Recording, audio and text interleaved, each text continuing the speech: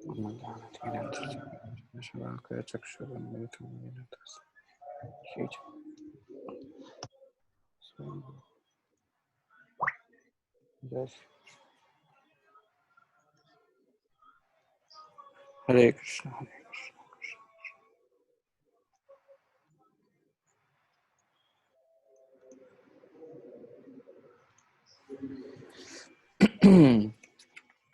Okay, तो इनमें से ओके, तो आप सबका स्वागत है। आज की कौन सा दिन है आज? Sanatan Kripa Prabhu, which day is this of your parikrama? કામ્ય Kamyavan exterior no, day which day, कयो दिवस है? day 13th. Should be day 14th or 13th, right? Yeah. Okay. So आप में से, अच्छा, राज प्रभु कह रहे 16वां दिन है। अच्छा, 14th डे पे जनरली काम बंद।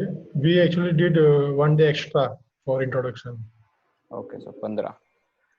सो आप में से परिक्रमाकारी भक्त कौन है?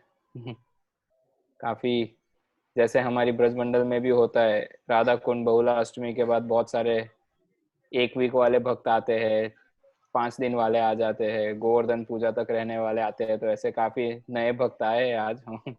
सो रेगुलर परिक्रमाकारी भक्त कौन है? सनातन कृपा बता सकते हैं आप? सनातन कृपा प्रभु नाम पढ़ के में भी इसमें से रेगुलर कौन है? राज प्रभु है, मनोज गुप्ता जी है, कविता माता जी है, फिर श्वेता माता जी, फिर तृप्ति माता जी। फिलहाल तो इतने ही दिख रहे हैं। फिर आनंद रूपिणी दासी, ये सब लोग। ओके, तो ये जो जिनका नाम लिया जो रेगुलर है, अगर वे संभव है तो कैमरास ऑन कर सकते हैं अपने, अगर संभव है तो। I don't know if it is possible for you and comfortable और नॉट, क्योंकि आपसे थोड़ी बातचीत करेंगे हम। सनातन कृपा प्रभु आपका बराबर ख्याल रख रहे हैं कि नहीं, परिक्रमा में क्या चल रहा है क्या नहीं, रिपोर्ट लेंगे थोड़ा सा। सो कहाँ पहुंचे आज? परिक्रमा कहाँ पहुंची है? आनंद रूपिणी माता जी, कविता माता जी, और जो भी भरत प्रभु, राज प्रभु, संभव है तो अगर बता सकते हैं। सो वेयर आर वी, कहाँ पहुंचे हम? Prabhu ji, we reached Kamyavan. Okay, very good. Kamaban पहुंचे हो? कब से हो कामबन में? प्रभु जी कल से। कल से। कुछ स्पेशल डिजायर्स है मन में? ये स्थान ऐसा है जो पूरी करेगा आपकी सारी इच्छा। बी अवेयर, भौतिक आध्यात्मिक सारी, materialistic desires and spiritual desires. Kamaban नाम दिया है because kama is kind of desire. Desire को काम भी कहते हैं हिंदी में, संस्कृत में। Not exactly that lust, but kama, desire. So this is of course पूरा ब्रज चिंतामणि धाम है, बट इन पर्टिकुलर कामवन वो स्थान है जहाँ पे आप जो विचार करोगे वो भी पूरा हो जाएगा। सो बी अवेयर, ध्यान रखिए। अभी कामवन से, आज भी कामवन में ही है, कल आप कामवन से आगे प्रस्थान करेंगे। So take care and make some special prayers to Krishna. भगवान से कुछ विशेष प्रार्थना कीजिए। तो कामवन ऐसा स्थान है। परम पूज्य लोकनाथ स्वामी महाराज बताते हैं कि कामवन में समय समय पर हर साल जब वे आए हैं ब्रजमंडल परिक्रमा के साथ, तो कुछ विशेष प्रार्थनाएं की है और वो सारी प्रार्थनाएं पूरी हुई है। महाराज जी का व्यक्तिगत अनुभव है ये। तो आप सबके लिए it's a good news and it's a bad news too. Good news इसीलिए क्योंकि आप अपनी सारी इच्छाएं पूरी कर सकते हैं। बैड न्यूज इसीलिए कि अगर कुछ भौतिक इच्छा की होगी, आई मीन वैसे वो भी अच्छा ही है, राइट? सुख संपत्ति घर आवे, हम सबको तो चाहिए ही वो। So anyways, yes, so we are in this divine place, Kamvan की जय। So आज हम कामवन, फिर से वो स्थान है या महत्वपूर्ण स्थान है जहाँ परिक्रमा लगभग 2 रात रुकती है। तो कामवन की परिक्रमा को भी 2 हिस्सों में बांटा गया है, कामवन एक्सटीरियर एंड इंटीरियर परिक्रमा। कामवन की अंदर से परिक्रमा होती है और बाहर से। तो आज हमें सनातन कृपा प्रभु ने ये सेवा दी है, कामवन एक्सटीरियर परिक्रमा पे ले जाना है आप सबको। तो तैयार हो? रेडी? मंगल आरती हुई कि नहीं? सी, दिस इज वेरी इंपॉर्टेंट। हमारा शरीर, हमारा देह कहीं भी रहे, हमारा भाव ब्रज में रहना चाहिए, स्पेशली जब हम ये वर्चुअल परिक्रमा कर रहे हैं तब आसान भी है और कठिन भी है। आसान इसीलिए घर बैठे बैठे किसी भी समय पे ऑन करो शुरू हो जाती है परिक्रमा, और कठिन इसीलिए है जैसे अभी हमारे वहाँ इंडिया में 7:45 7:40 हो रही है, तो 7:40 बजे शाम को तो संध्या आरती भी हो जाती है, अभी कहाँ से मंगल आरती आई, राइट?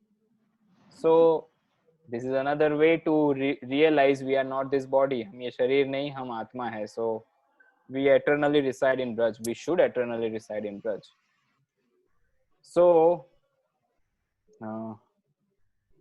कौन से वन पार करके आए परिक्रमाकारी भक्त, प्रभु बता सकते हैं, जिन जो रेगुलर डिवोटीज परिक्रमा कर रहे हैं, ये कहाँ कहाँ से क्रॉस होके आए? पहले तो ये जानकारी के लिए ब्रज के 12 वन है, विशेष 12 वन है और 24 उपवन है, तो दैट इज टेक्निकलिटी। सो 12 वनों में से जमुना जी बीच में बहती है, नॉट लिटरली बीच में, बट माना गया है जमुना जी के एक साइड पे 7 वन है और दूसरी साइड पे 5 वन है, तो 7 + 5 = 12। तो 12 वन मिलके द्वादश कानन हम गाते हैं ना, जहां सब लीला कोइल श्री नंदन नंदन। तो ये 12 द्वादश, 10 यानी 10, 10 द्वा मीन्स 2, तो 10 + 2 = 12। तो 12 वन है ब्रज में। तो आप अभी कौन से वन में घूम रहे हो, कहाँ पहुंचे हो, जानते हैं कुछ? कितने भक्त जानते हैं? कोई? अपने आप को ही मैं देख रहा हूँ, इसलिए पूछने का कोई मतलब नहीं है, सबके कैमरा ऑफ है तो कुछ समझ नहीं आ रहा है, कोई जवाब दे सकता है, नहीं दे सकता है, क्या है? सो आपकी जानकारी के लिए, आप लोग लगभग 5 वन क्रॉस कर चुके हैं जब से परिक्रमा प्रारंभ की है, लगभग आप अभी 6ठे वन में है। सो कौन से 5 वन है, किसी को पता है? कौन से 5 वनों से होते हुए आ रहे हैं आप परिक्रमा प्रारंभ की, वहां से आज तक? Which are the 5 forests of Vrindavan you crossed? So पता तो नहीं है, कुछ भक्तों को कहना नहीं चाह रहे, या पता भी होगा तो जानकारी के लिए। Yes Prabhu, Raj Prabhu, you want to try? Nidhivan Prabhu ji, ठीक याद है। Nidhivan? No, Nidhivan is upavan, not the main one of the 12 forest की हम बात कर रहे हैं। अभी जो हमारे पास ज्वाइन हुए, जैसे मैंने कहा, गेस्ट डिवोटीज कुछ उतावले हो रहे जवाब देने, सो हम उनसे पूछ रहे जो प्रारंभ से कर रहे। गेस्ट वाले तो बोलेंगे हम आज से आए, हम तो यहाँ पर है। तो प्रारंभ से जो डे 1 से परिक्रमा कर रहे सनातन प्रभु के साथ, सनातन कृपा प्रभु के साथ। सो आपने शुरू किया था, याद आ रहा है कुछ? मथुरा से कहाँ गए थे? ध्रुव टीला, ऐसा कुछ याद आ रहा है? कौन से वन में था वो? मधुवन। मधुवन। देखिए हमारे गेस्ट भक्त कह रहे हैं, सनातन कृपा प्रभु देख लेना रजिस्ट्रेशन किया है कि ऐसे ही आ गए। सो मधुवन से प्रारंभ किया। थैंक यू पद्म राधा माता जी। सो मधुवन से प्रारंभ किया हमने। मधुवन के बाद हम पहुंचे तालवन, याद आ रहा है? कुमुदवन, तालवन। ओके, तो तालवन के बागल में है कुमुदवन, जो लगभग अभी लॉस्ट हो चुका है, इसीलिए कुमुदवन ऐसे बता नहीं सकते ये कुमुदवन है। बट फिर हम कुमुदवन में पहुंचे। कुमुदवन से हम निकल के कहाँ पहुंचे? What was the next destination? Bahulavan, right? Bahulavan, जो बहुला गाय के ऊपर से प्रसिद्ध स्थान है, बहुलावन। यस, बहुलावन से हम पहुंचे नेक्स्ट। अब दो समझे, वृंदावन में पहुंचे, half part we covered of Vrindavan. फिर वृंदावन से हम अभी कामवन पहुंच गए हैं, और कामवन के पश्चात फिर से हम वृंदावन में प्रवेश करेंगे वाया खादीर वन होते हुए। So this are the 5-6 forest जहां आप पहुंचे हो, राइट? सो आज कामवन में है हम। कामवन में कल से है, लेकिन आज कामवन की एक्सटीरियर परिक्रमा करनी है। सो लेट अस स्टार्ट। सो आज आपकी परिक्रमा में आप 5-6 स्थानों पर जाने वाले हो, या अगर मैं कहूं कि 5-6 मुख्य लीला स्थली समझ लीजिए, या दर्शनीय स्थान जो है। सो प्रारंभ में हम सबसे पहले जाएंगे सुरभि कुंड। आप में से किसी भक्तों ने एक्चुअल ब्रजमंडल परिक्रमा की है 1 महीने वाली? सनातन कृपा प्रभु ने की है। तो क्या महत्व है सुरभि कुंड का, कोई जानता है? कोई बताना चाहेगा? इजी है वैसे, थोड़ा सा कुछ नाम सुन के ही कुछ समझ आता है, याद आता है। ओके, सो सुरभि कुंड वो स्थान है जहां पर, या वो स्थान उस एक लीला के लिए प्रसिद्ध है जिसको गोचारण लीला का एक महत्वपूर्ण अंग माना गया है या कहा गया है। ओके, सो यहाँ पर कैसे बताऊं मैं आपको, गोचारण लीला यानी गोचारण लीला का अर्थ होता है गैया चराने वाली लीला, जो भगवान की नित्य लीला है। ब्रज में बहुत सारी नित्य लीलाएं हैं, उसमें से एक महत्वपूर्ण लीला है गोचारण लीला। अपने ग्वाल बाल मित्रों के साथ भगवान निकलते हैं, कृष्ण बलराम ने ग्वाल बाल और 9 लाख गैया नंद बाबा की अकेले की है, बाकी सब ग्वाल बालों की अपनी अपनी गैया। सो एन नंबर ऑफ काउस लेके निकलते हैं कृष्ण बलराम गोचारण लीला। तो उसमें से एक महत्वपूर्ण अंग जो होता है वो है गैया खाती है तो पानी भी पीने लगता है ना, खाने खाते खाते या खाने के बाद या पूरा दिन घूम रहे हो बाहर तो पानी चाहिए ना।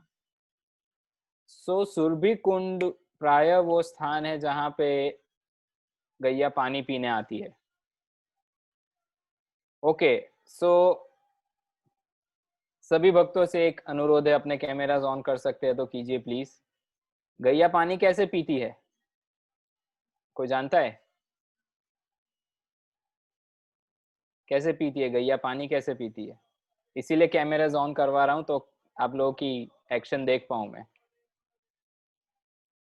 आनंद रूपिणी माता जी बताइए, गैया पानी कैसे पीती है? परम पूज्य राधा गोविंद महाराज प्राय ये कहते हैं कि भागवत गांव के लोगों को समझने के लिए काफी सरल है। शहर के लोग, सिटी के लोग, या उनको तो पता भी नहीं, गाय को तो सिर्फ एक चीज आता है, गाय को देख के हम क्या करते हैं, हट हट बोलना आता है, भगाना आता है, राइट? तो गाय पानी कैसे पीती है देखा ही नहीं है कभी, सोचा भी नहीं होगा गाय पानी कैसे पीती है। सो यस, कोई डिवोटी बताना चाहता है गाय पानी कैसे पीती है? कोई नहीं जानता? बताइए, हरिनाम आश्रय प्रभु कैसे पीती है गैया पानी? तो वो होठों से पी। हाँ कैसे, दिखाइए एक्टिंग करके।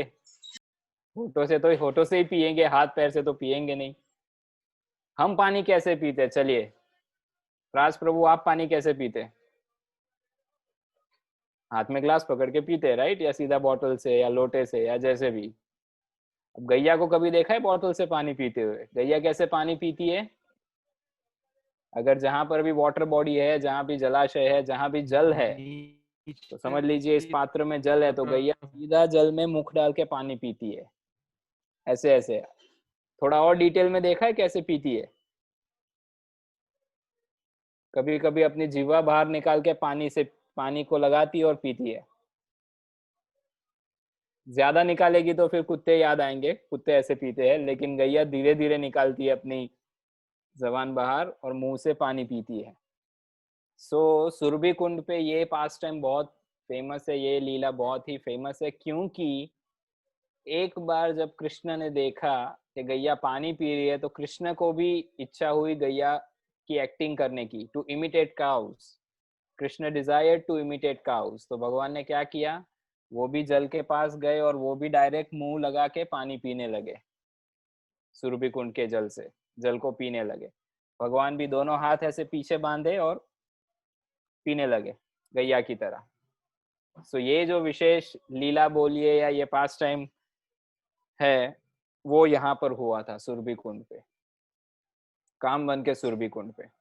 गोवर्धन के सुरभि कुंड पे कुछ और लीला हुई है, कामवन के सुरभि कुंड पे ये लीला हुई थी। तो देख पा रहे आप लोग, कृष्ण को देख रहे, इमेजिन कर पा रहे कृष्ण पानी पी रहे गैया की तरह, राइट? अच्छे लग रहे, आ रहा है उनको कि गिर रहा है उनके मुंह से? सो ये प्रसिद्ध लीला, ये सुमधुर लीला भगवान ने यहाँ की। और यहाँ पर फिर हमारे एक महत्वपूर्ण जो आचार्य है श्रील गोपाल भट्ट गोस्वामी, उनके गुरु महाराज और ऑल्सो उनके काका गुरु या काका भी लगते थे, पैटर्नल फादर और गुरु, जो कि प्रबोधानंद सरस्वती ठाकुर, जिन्होंने काफी प्रसिद्ध ग्रंथ लिखा है या जिनका काफी ग्रंथ लिखे हैं, उसमें से Vrindavan Mahimamrit which is one of the best scriptures that sings glories of Braj. Braj के गुणगान करते हुए बहुत सारे ग्रंथ लिखे हैं अन्य आचार्यों ने. उनमें से श्रील प्रबोधानंद सरस्वती ठाकुर का जो वृंदावन महिमामृत ग्रंथ है वो काफी प्रसिद्ध है. तो उनका यहाँ पर भजन कुटीर है. सो उनकी भजन कुटीर का दर्शन करते हुए हम यहाँ से आगे बढ़ेंगे. और प्रबोधानंद सरस्वती ठाकुर के वृंदावन महिमामृत में एक दो श्लोक है कुछ जिसको हम थोड़ा सा यहाँ पढ़ेंगे, समझेंगे. तो प्रबोधानंद सरस्वती ठाकुर कहते हैं कि हे मेरे भाई, हे मेरे मित्र, तुमने अपने जीवन में क्या प्राप्त किया. हम बोलेंगे हमने तो बहुत कुछ प्राप्त किया प्रभु, अच्छी जॉब, अच्छा घर, बैंक बैलेंस भी अच्छा खासा है. सनातन कृपा से पूछे क्या प्राप्त किया, बेचारा साधु बन गया, उसने शायद कुछ प्राप्त नहीं किया. हमने तो बहुत कुछ प्राप्त किया है.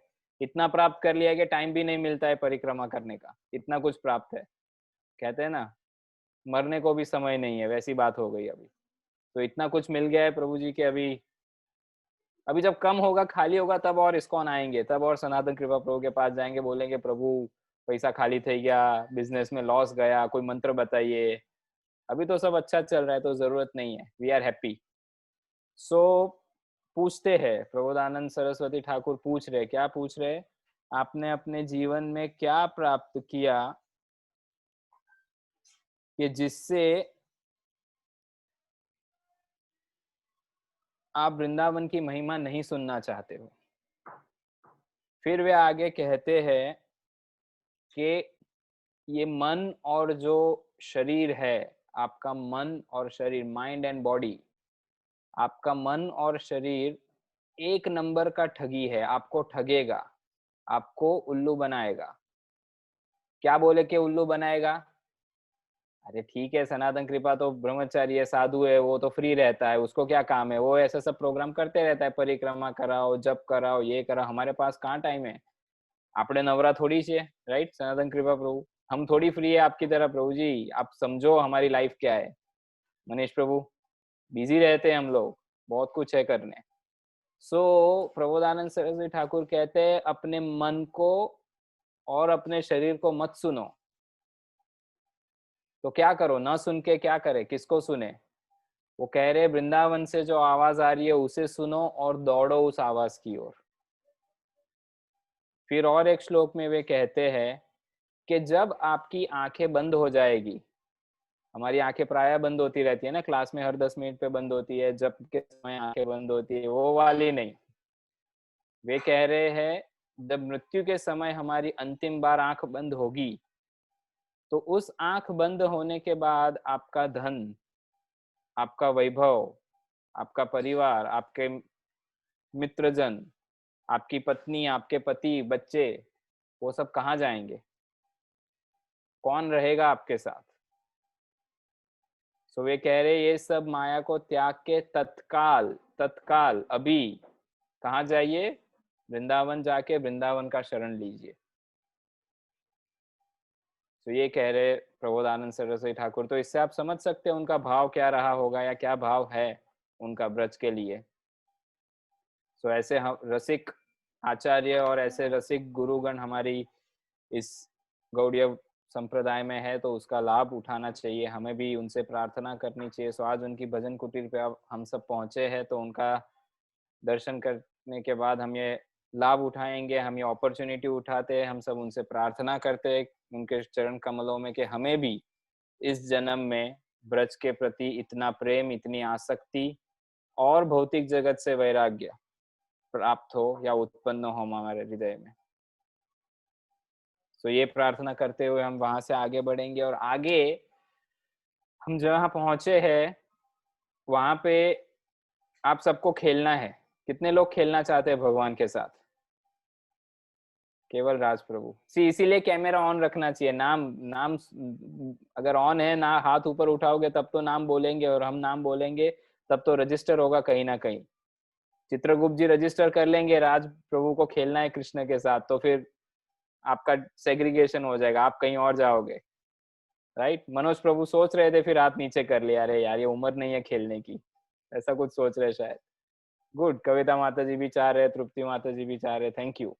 सो हम जहां पर अभी पहुंचे हैं वो स्थान है फिसलन शिला। काफी भक्त अगर गुजराती जानते हैं तो गुजराती में क्या बोलते हैं उसको? लपसणी। स्लाइड होते हैं ना, बच्चों को बहुत पसंद होता है वो गेम। सो सुरभि कुंड, अभी सी हम काम वन में घूम रहे। सो भगवान की पूरे 12 वनों में एक लीला प्रसिद्ध और वो है गोचारण लीला। तो अभी क्या हो रहा है, गैया तो अपनी घास चर रही है, अपना पेट भर रही है, बीच में आके पानी भी पी लिया, थोड़ा सा कृष्ण भी पानी पी लिए उन लोग के साथ। अब क्या, गैया चल रही है तो कृष्ण क्या करे, अब तब मोबाइल तो था नहीं, तो व्हाट्सएप रखते या अब फोटो लेके स्टोरी बनाते, कुछ तो करते ना। छोटे बछड़े को उठा लेके फोटो खींच के स्टोरी बनाते, या बद्दाऊ जी के साथ खड़े हो जाते, बोलते with my elder brother Balram in Kamavan. अब मोबाइल तो है नहीं, क्या करेंगे बेचारे, बैठे बैठे बोर हो रहे। तो उनको बोर होने नहीं देता ब्रज। फिसलन शिला, अभी हम जहाँ पर पहुंचे वो स्थान है फिसलन शिला, जहाँ की शिलाओं ने भगवान की सेवा करने के लिए एक ऐसा विशेष अरेंजमेंट किया है जो बहुत ही चिकनी और आई मीन नॉट लिटरली चिकनी बट सॉफ्ट, जिसे हम कह सकते हैं मुलायम। और चिकनी इसलिए कहते हैं क्योंकि आप उस पे बैठोगे या खड़े रहोगे तो प्राय फिसल जाओगे। तो अभी हम वहां पर है, तो जब गैया चल रही है तो अब क्या करे ग्वाल बाल, खेलने कूदने की उम्र है, तो एक के बाद एक के बाद एक के बाद एक लाइन से सब फिसल रहे हैं। तो यदि आपने व्यक्तिगत रूप में परिक्रमा की होगी तो आपने दर्शन किया होगा, यहाँ पर कोई भी ऐसा व्यक्ति या भक्त या जीव आत्मा नहीं रहता है जो उस फिसलन शिला से ना नीचे उतरे। हमने देखा है बड़े बड़े सन्यासी गुरुजन भी वहां पे एक बार नहीं बार बार फिसलते हैं। परम पूज्य जननिवास प्रभु और पंकजांग्री प्रभु आए थे, लगभग 3-4 बार वो लोग ने स्लाइड किया था, बार बार, again and again, again and again. परम पूज्य लोकनाथ स्वामी महाराज भी फिसलते हैं, परम पूज्य राधा रमन महाराज फिसलते हैं, सभी लोग। कभी कभी तो भक्त निताई गौर सुंदर को लेके भी फिसलते हैं, तो गौर निताई भी ऑफ कोर्स उनकी लीला स्थली है, ये कृष्ण बलराम की लीला स्थली है, तो वे भी फिसलते हैं। आप सोचिए हमारा क्या सौभाग्य है, घर बैठे बैठे बड़ौदा सूरत अहमदाबाद में बैठे बैठे हम लोग अभी कहाँ भगवान के साथ फिसलन, उनकी फिसलन शिला पे हम फिसल रहे हैं। यानी सी वृंदावन की ये महिमा है, ब्रजमंडल की ये महिमा है। आपको कृष्ण का व्यक्तिगत सानिध्य प्राप्त होता है। आप सोच सकते हैं जहाँ कृष्ण फिसले और जहाँ पर बलराम फिसले, जहाँ पे उनके ग्वाल बाल फिसले है, वहां पे आज हमें सौभाग्य मिल रहा है उस स्थान पे फिसलन शिला पे फिसलने का। तो this is a very sweet pass time, भगवान की ये बहुत ही सुमधुर लीला है। कभी कभी ये परिक्रमा में हमने नोटिस किया है, कुछ थोड़े से भारी शरीर वाले भक्त होते हैं, माताएं कहिए या प्रभु जी कहिए, तो वो ऐसे आके ऊपर बैठ तो जाते हैं लेकिन बेचारे फिसल नहीं पाते उनके शरीर का वजन इतना होता है कि वे नीचे नहीं जा पाते, तो पीछे से कुछ भक्त धक्का देते हैं, 3-4 भक्त लग जाते हैं, अरे प्रभु जी जाइए पीछे 1000 भक्त है, तो वो बोलते मैं फिसल ही नहीं पा रहा हूँ, थोड़ा मदद कर दीजिए, थोड़ा मुझे धक्का दीजिए तो ये सारा विनोद देखने मिलता है, काफी आनंद प्राप्त होता है। अर्ली मॉर्निंग का टाइम है, अभी लगभग 7-7:30 के आसपास हम जनरली यहाँ पहुंचते हैं। सो शुरुआत में जो भक्त बैठते हैं उनको थोड़ा सा शिला ठंडी लगती है, क्योंकि रात की ठंड की वजह से वो ठंडी हो जाती है, लेकिन 10-12 भक्त एक बार फिसलने लगते हैं तो फिर काफी आनंद प्राप्त होता है। सो ब्रजमंडल दर्शन में इसका चित्र भी है, जिन भक्तों के पास है वो देख सकते हैं, जिनके पास नहीं है उनको थोड़ा सा मैं दिखा रहा हूँ। यहाँ पर आप देख रहे हैं सबसे पहले जो भक्त है वो निताई गौर सुंदर को लेके फिसल रहे हैं। सो this is Phisalan Shila, right. So Krishna played such sweet intimate joyful pastimes in Braj. So अभी हम फिसलन शिला पर है और लगभग उससे थोड़ा सा आगे ही हम जाएंगे जहां पर एक अति महत्वपूर्ण स्थान है जो कि है व्योमासुर की गुफा, केव of Vyomasur. Now this is very important. Srila भक्ति विनोद ठाकुर ने एक आर्टिकल लिखा है जिसमें उन्होंने लिखा है कि भगवान की वृंदावन लीला के जो असुर है वो हमारे जीवन में अनर्थों के रूप में कैसे है हमारे अंदर, और किस प्रकार हम उनसे मुक्त हो सकते हैं। अनर्थ निवृत्ति करनी है ना, जो निष्ठा से प्रेम तक की जो सीढ़ी है उसमें अनर्थ निवृत्ति एक स्टेज आता है। तो अनर्थ मीन्स अनअर्थ, जिसका कोई अर्थ नहीं है, यूजलेस, बेसिकली आप उसको कह सकते हैं, यूजलेस। सो अनर्थ निवृत्ति वैसी यूजलेस चीजों से निवृत्त होना है, मुक्त होना है। निवृत्ति तो समझते हो ना, रिटायरमेंट को निवृत्ति कहते हैं। सो अनर्थ निवृत्ति संस्कृत समझना मुश्किल नहीं है। अनर्थ निवृत्ति is retirement from useless things. So what are useless things in our life? कोई भक्त बता सकते क्विकली अनर्थों को? सी, अनर्थ निवृत्ति किसी चीज से मुक्त होना है मनोज प्रभु, तो पहले पता होना चाहिए ना वो चीज क्या है। हमें पता ही नहीं अनर्थ क्या है, राइट? सो लेट अस लिस्ट डाउन कुछ थोड़े से अनर्थ की सूची बनाते हैं क्विकली। कौन कहना चाहेगा? सनातन कृपा प्रभु आप बताइए, एक शुरू कीजिए, श्री गणेश कीजिए, कोई एक अनर्थ बताइए। तो अनर्थ बहुत सारे हैं, लेकिन जैसे कि बताते हैं माधुर्य कादम्बिनी में तरंग रंगिनी, वो बहुत ही अच्छा अनर्थ है। तो तरंग रंगिनी अनर्थ बताया प्रभु जी ने। अब वो टेक्निकल नाम है काफी, लेकिन उतार चढ़ाव उसको हम हमारी सिंपल लैंग्वेज में बोल सकते हैं। कभी वो भाव आ जाता है ना, सब छोड़ के मंदिर चले जाना है, सनातन कृपा के रूम में रहने जाना है। वो भाव कब आता है? जब घर पे माता जी के साथ झगड़ा होता है, या जब बॉस गाली दे देता है ऑफिस में, बिजनेस में नुकसान हो जाता है, यानी वो होता है ना सुबह से शाम तक सब बेकार हुआ। तब जाते हैं मंदिर और लगता है यार प्रभु जी सीरियसली आप बहुत लकी हो, आपको ये सब झंझट में पड़ना नहीं पड़ता, आपको पता नहीं है। और फिर वहां एक रात सोएंगे, सनातन कृपा प्रभु बोलेंगे ठीक है प्रभु सो जाइए, अच्छा है, गुड रियलाइजेशन। तो सुबह 6 बजे याद आ जाएगा, 6:30 का कॉल है, मीटिंग है, भागो। तो दैट इज घन तरल, जिसको बोलते हैं तरंग रंगिनी। कुछ फिक्स नहीं है, कभी तो एकदम से आ गया आवेश, सब छोड़ छाड़ के, सब माया है, भगवान के सिवा कुछ नहीं है। और जब भगवान के पास जाते हैं तो याद आ जाता है व्हाट्सएप, फोन, मीटिंग, पैसा, बिजनेस, घर, परिवार, व्हाटएवर। यस, और कोई अपराध, आई मीन सॉरी, अनर्थ बता सकते हैं कोई भक्त आप में से? हरे राज कृष्ण प्रभु। प्रभु जी। यस, दंडवत श्वेता प्रभु माता जी बताइए। ईगो प्रभु जी, ईगो से वेरी बाहर गुड, रहना। Thank you. अहंकार, अहंकार एक अनर्थ है। और कोई अनर्थ? बोलिए जगन्नाथ दर्शन प्रभु। काम प्रभु। काम, ओके। काम वन में काम से मुक्त होने की प्रार्थना कीजिए। गुड, काम। और कोई अनर्थ? राज प्रभु ट्राई करेंगे? प्रभु जी क्रोध। क्रोध, वेरी गुड। सी, पता चल रहा है इतनी सारी यूजलेस चीजें हमारे में पड़ी है, भरी है।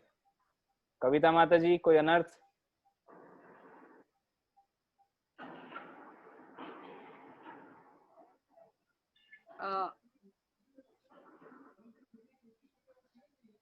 मद मात्सर्य। मद और मात्सर्य, ओके। लेजीनेस, एनवियसनेस, दूसरों से ईर्ष्या, आलस। सो ये सारे अनर्थ है, ठीक है। सो ये अनर्थ निवृत्ति करना बहुत आवश्यक है। सो भक्ति विनोद ठाकुर बताते हैं, उन्होंने बहुत अच्छे से ये समझाया है कि किस तरह से भगवान की बाल्य लीला में उन्होंने जिन असुरों का वध किया, या जिन असुरों को भक्तों सनातन कृपा को आप म्यूट कर सकते हैं सबको, मे बी, ओके। सो किस तरह से भगवान की बाल लीला में, ब्रज की लीलाओं में, बाल लीला में जो असुरों का उन्होंने वध किया, वो हमारे जीवन के अनर्थों के साथ किस तरह से उनका मिलाप है। So very nicely he has explained. So वहां पर श्री भक्ति विनोद ठाकुर कहते हैं व्योमासुर जो है, या व्योम असुर, वो मय दानव या माया दानव का पुत्र है पहले तो। So you can understand. और टेक्निकली उसको बताया गया व्योमासुर इज स्काई, आकाश है। सो उसको कुछ आचार्य ने कहा है कि आकाश मीन्स शून्यवाद, स्पेस, कोई रूप नहीं, कोई फॉर्म नहीं, बस शून्यवाद। So let us explain this pastime, इसको समझते हैं, फिर उससे थोड़ा सा क्लैरिटी आ जाएगी। भागवत में सुखदेव गोस्वामी इसका बहुत अच्छे से वर्णन करते हैं कि चल ही रहा था परित्राणाय साधुनाम विनाशाय च दुष्कृताम चल ही रहा था। भगवान ब्रज में जब थे, आप लोगों ने इस पे गौर किया होगा कि नहीं, लेकिन विचार कीजिए, भगवान जब तक ब्रज में थे तब तक उन्होंने बड़े बड़े असुरों का वध किया, उद्धार किया, लेकिन कभी भी कोई शस्त्र नहीं उठाए भगवान। राइट? सबसे पहले कौन आया? पूतना आई। पूतना का उद्धार कैसे किया? किससे किया? अपने होठों से। अपने होठों से पूतना के स्तन से दूध के साथ साथ उसका प्राणवायु भी चूस लिए भगवान। होठों से पूतना का उद्धार किया। फिर शक्टासुर का उद्धार किससे किया? अपने पैर के अंगूठे से। फिर अघासुर का, अघासुर के अंदर ही चले गए भगवान, और फिर अग्नि से इतनी अग्नि उत्पन्न की को और उससे फाड़ के बाहर आ गए। बकासुर का, अब ये तो पता होना चाहिए ना प्रभु, आप क्या क्या सुर सुर बोल रहे हो, समझ नहीं आ रहा है क्या, ये इतने सारे इतना फटाफट पूछ रहे हो। बकासुर का कैसे फाड़ दिया? बकासुर को राइट, चीर दिया अपने हाथों से। So you see, Krishna never used any weapon in Vrindavan. So Vyomasur के पहले या व्योमासुर की गुफा पे अभी हम ये चर्चा कर रहे हैं, ठीक है? ओके, बाय द वे आपको ये बताना भूल गया मैं, हम अभी फिसलन शिला से आगे आ गए हैं और हमारे सामने व्योमासुर की गुफा है। वो गुफा पे चढ़ के जाने में ही कुछ लोगों का साहस नहीं होता है। जब बोला जाता है व्योमासुर की गुफा तो थोड़ा डर लगता है कि अभी भी व्योमासुर है क्या वहां पे। तो नीचे पूछते हैं महाराज जी जाए कि नहीं ऊपर, पता चले इतनी ऐसी टेढ़ा मेढ़ा रास्ता, ठंड में नंगे पैर या पर्वतों पे चढ़ के कांटे लगते हुए ऊपर जाए और पता चला ऊपर व्योमासुर है तो तो बताया जाता है व्योमासुर एक समय था, भगवान ने उसका उद्धार कर दिया है, लेकिन वो स्थान देखने जाइए, वो गुफा कितनी भयावह थी। तो अभी हम नीचे और काफी टेढ़ा मेढ़ा रास्ता है, let me show you. Vyomasur की गुफा का रास्ता देख लीजिए आप, ब्रजमंडल दर्शन में देख पा रहे? सबसे ऊपर गुफा है, ये थोड़ा मंदिर जैसा दिख रहा है, वो गुफा है, और ये नीचे से हमें चलना है नंगे पैर। देखिए, वेरी डिफिकल्ट। सो कृष्ण केसी घाट पे, यमुना के घाट पे अर्ली मॉर्निंग में गैया चरा रहे थे। अब व्योमासुर के पास्ट टाइम के साथ कनेक्शन में एक है, तो वो भी पहले थोड़ा बैकग्राउंड में लेंगे। सो थोड़ा सा परिक्रमा से हट के आप भगवान की लीला में प्रवेश करने का प्रयास कीजिए। सो अभी हम लोग या हम सब ग्वाल बाल बन सकते हैं, राइट? कोई गैया चाहे तो गैया भी बन सकते हैं भगवान की। आनंद रूपिणी माता जी की डॉटर गैया बनना चाहती है शायद, शी इज लाइक दिस, अच्छा लग रहा है उनको गैया बनना, गुड। सो हम लोग अभी कृष्ण बलराम के साथ कहाँ पर है? जमुना के तट पर है। केसी घाट याद है ना? परिक्रमा में वो सबसे बड़ा महल आता है जो वृंदावन परिक्रमा में, वो है केसी घाट। तो हम वहीं आसपास है अभी, गैया चर रही है। और केसी केसी कौन सा राक्षस है, किस रूप में आया था? तो केसी एक बहुत भयानक अश्व के रूप में आया, हॉर्स डीमन जिसे कहते हैं, घोड़ा। इतने भयानक रूप में आया था, उसका भागवत में बहुत विस्तृत और बहुत सुंदर वर्णन है। उसके बाल इतने बड़े थे, घोड़े के भी बाल होते हैं पता है ना? जगन्नाथ दर्शन प्रभु हमारे यहाँ पर बाल है, घोड़े के यहाँ पे होते, गर्दन पे, सर पे नहीं होते, गर्दन पे होते उनको। तो केसी जब दौड़ के आ रहा था ब्रज में, तो उसके बाल इतने उड़ रहे थे, इतने वेग से दौड़ रहा था केसी, और उसके बाल उड़ रहे थे जिससे देवता अपने देवलोक में जिस वाहन में बैठ के भ्रमण कर रहे थे, वो वाहन से वो गिरने लगे नीचे। ये अभी आप स्क्रीन पे व्योमासुर की गुफा का रास्ता देख रहे हैं। सो इमेजिन कीजिए केसी का भयानक रूप। केसी यहाँ पे केसी घाट के आसपास दौड़ के आ रहा है ब्रज में, और ऊपर देवी देवताओं के वाहन में जो वो भ्रमण कर रहे हैं, वहां से वो वाहन से गिर रहे थे। क्यों? उनके प्लेन क्रैश हो रहे थे। किसके साथ प्लेन क्रैश हो रहा था? केसी के बालों के साथ। सो यू कैन इमेजिन केसी की साइज, हाइट, विड्थ, ब्रेड्थ। तो केसी ऐसे दौड़ के आ रहा था और उसने आके देखा कि कृष्ण कौन है, लोकेट किया। कृष्ण का डिस्क्रिप्शन है, कृष्ण को डिस्क्राइब कीजिए आप में से कौन कृष्ण को डिस्क्राइब कर सकता है? कृष्ण का डिस्क्रिप्शन क्या है, एक लाइन में बताइए कोई।